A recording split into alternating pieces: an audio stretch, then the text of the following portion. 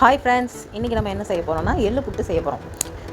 அதுக்கு வந்து நம்ம ஒரு 2 டம்ளரில் மாவு எடுத்துருக்கோம், அரிசி மாவு எடுத்துருக்கோம். கொஞ்சமாக உப்பு போட்டு புட்டு பிணையும் போது நம்ம கொஞ்சம் கொஞ்சமாக தண்ணி ஊற்றி பிணையணும். அதிகமாக ஊற்றணும் அப்படின்னா கட்டி கட்டியாக நின்றுக்கிறோம். ஸோ லைட்டாக பிணையும் போது கொஞ்சம் உதிரியாக வரும்.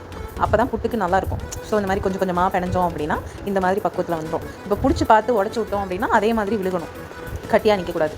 இந்த மாதிரி பிணைஞ்சிட்டு அதுக்கப்புறம் ஒரு சட்டி வச்சு அதில் எள்ளு போட்டு நல்லா வறுத்துக்கிறணும். வறுக்கும் போதே லைட்டாக ஸ்மெல் வரும். நமக்கு ரொம்ப வறுத்துட்டோம் அப்படின்னா அது கொஞ்சம் கசப்பாயிரும். ஸோ லைட்டாக வறுத்துட்டு அதை ஒரு தட்டில் போட்டு ஆற வச்சிடணும். இதில் வந்து நிறைய ஹெல்த் பெனிஃபிட் இருக்குது. என்னென்னா, நம்ம புற்றுநோய் செல்கள் வந்து நம்ம உடம்புல வளராமல் தடுக்கும்.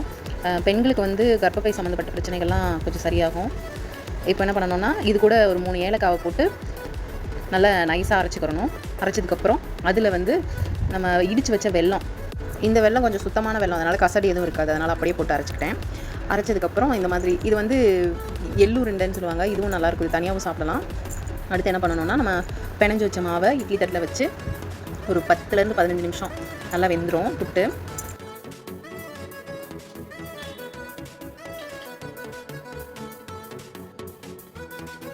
வெந்த அப்புறம் அதை ஒரு தனியாக ஒரு பாத்திரத்தில் எடுத்து அது கூட நல்லெண்ணெய் சேர்க்கணும். புட்டுக்கு நல்லெண்ணெய் தான் நல்லாயிருக்கும். நல்லெண்ணெய் சேர்த்து அதில் ஒரு கொஞ்சம் ஒரு 10 போல் முந்திரி, கட் பண்ண முந்திரி, அப்புறம் துருவின தேங்காய், அது கூட நம்ம அரைச்சி வச்ச அந்த எள்ளு வெல்லம் போட்டு அரைச்சோம்ல, அந்த இது ஒரு 2 கைப்பிடி அளவு நம்ம இனிப்புக்கு ஏற்ற மாதிரி போட்டுக்கலாம். போட்டுட்டு எல்லாத்தையுமே ஒரு கிண்டி எடுத்தோம் அப்படின்னா நமக்கு ஒரு சுவையான எள்ளு புட்டு ரெடி.